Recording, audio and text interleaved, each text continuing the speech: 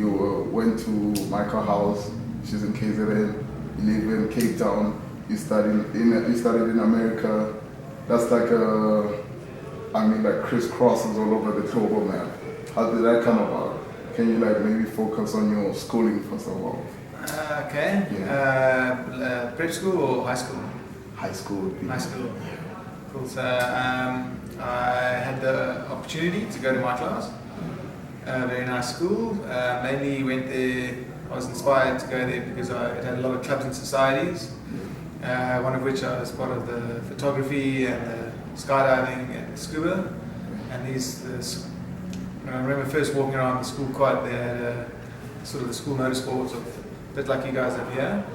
And it just looked cool. I was like, this looks really cool that you can do something like this and the school offers it. And that's how I ended up there, or decided to go there, and obviously I had the opportunity to go there. I was very lucky for that. And that's my schooling career. And then, is there any like famous people maybe you attended school with? Me attended school with? Yeah, or just trendsetters basically. I don't know. The most famous, that I suppose if that's the question you're asking, is for the first team rugby captain plays for Ireland now, but he's like a sub, so he's a sub famous person. Okay. And then from Michael House to New York Film Academy in LA. I'd expected to be in New York, but okay. So I went to Stellenbosch. I actually started with a BCom marketing degree, and it just wasn't quite cut out for it. Didn't really enjoy it, and then I switched over to a fine art degree, specializing as a goldsmith. So basically jewelry design. Not very lonely profession. So I finished that. It's a 4-year degree. And I built myself a studio, and within like 2 months of doing it, I realized this is just way too lonely to do this. And so I just involved myself in as many film sets as I could in Cape Town, music videos, anything I could do to get on a film set, chaperone, PA, absolutely anything. And then decided I know what I want to do within this industry. I looked at every single job and decided DOP is where I want to be. Just the day-to-day of what the job entails, especially on the sort of big sets where there's a lot of things happening, a lot of specific jobs, and you stay within the criteria of your job. You don't touch someone else's department. And then I thought, where's the best place to learn this as quick as possible? I like to fast track the situation, but I've learned subsequently you can't fast track it. It's all about experience. But ended up deciding to go to the New York Film Academy. I studied there for a year. Through that, got a working visa in America. Spent about 1.5 years there working, and came back to Cape Town with sort of little ways that LA people make money and start out in the industry, and applied it to Cape Town. Yeah, I noticed you mentioned like big sets and stuff. You worked in Invictus.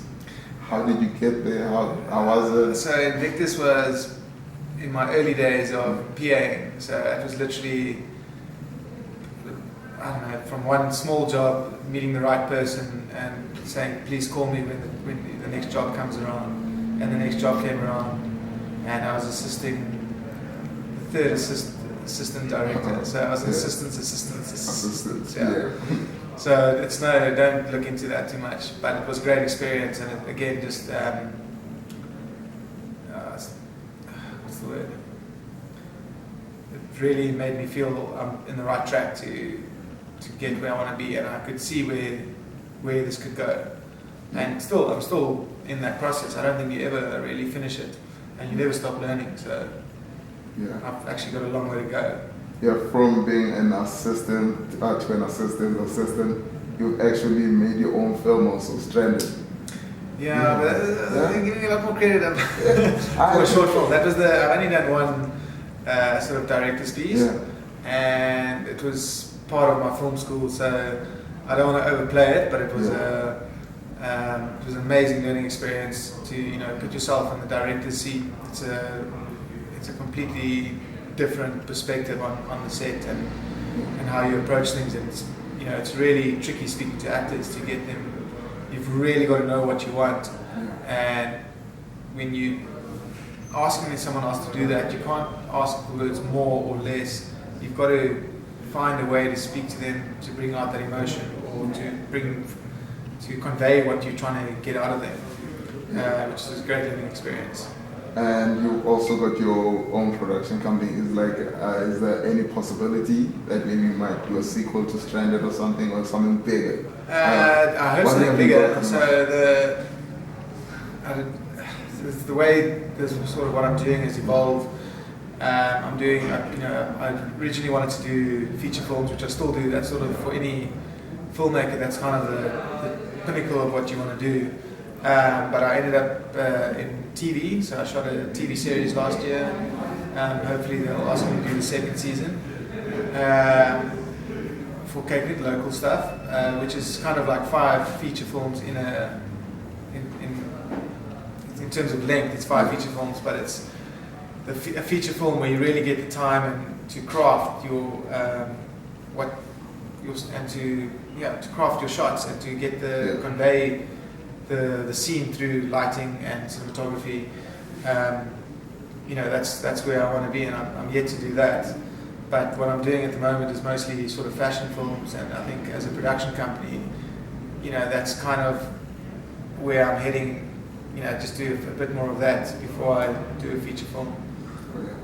And okay, let's get back to where we are right now. You've been here the whole day yesterday, or you're also here maybe around within code. You've been seeing the students and what we do. What do you think about that? I think it's absolutely amazing what's happening here. A lot of credit to Arlene for and Camille for making this happen.